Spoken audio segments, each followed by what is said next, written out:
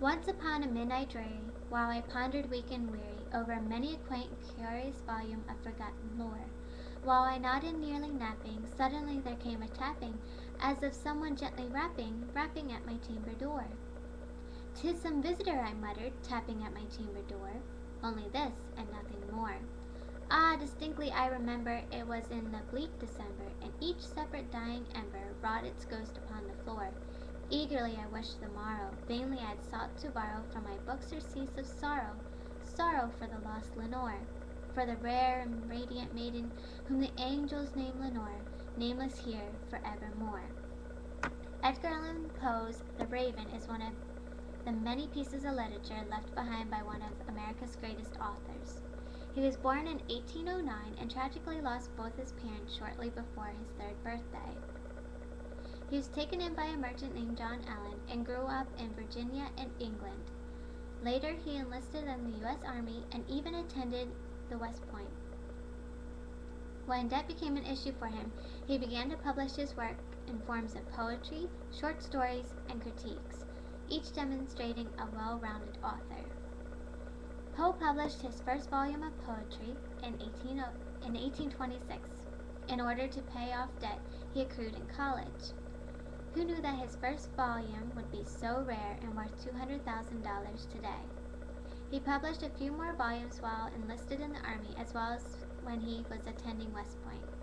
The most famous of his poems are The Raven, Annabel Lee, and The Bells, each demonstrating his extraordinary skill and musicality of verse and his dramatic dark viewpoints.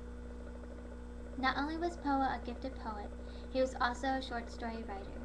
He began publishing his stories after winning $50 from the Baltimore Saturday Courier when he submitted his MS Found in a Bottle. In fact, he published 5 more stories in the same Courier. His most popular of his stories are The Fall of the House of Usher, The Telltale Heart, and The Pit and the Pendulum. Although Poe was not the inventor of Gothic stories, he surpassed authors such as Beckford and Mrs. Radcliffe, and contended with Washington Irving, who is the author of The Legend of Sleepy Hollow. Poe's style differed in that he didn't incorporate lightness and humor into his stories like Irving did. He kept them dark and twisted and didn't change them even when they weren't popular. The average reader knows that Poe was a poet and a short story writer. What they often don't know is that he was also a critic. In fact, he was a very well-respected critic.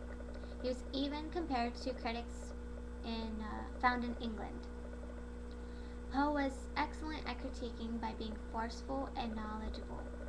He was definitely not shy to share his personal opinion. It is believed that he left his critique work due to losing his wife Virginia Clemm in 1847 and gave into his alcoholism. America lost one of the greatest Gothic authors of all time in 1849.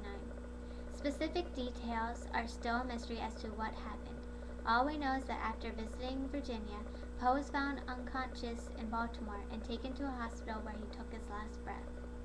Mystery lovers will always be ever so grateful to Edgar Allan Poe and his contribution of poetry, short stories, and critiques.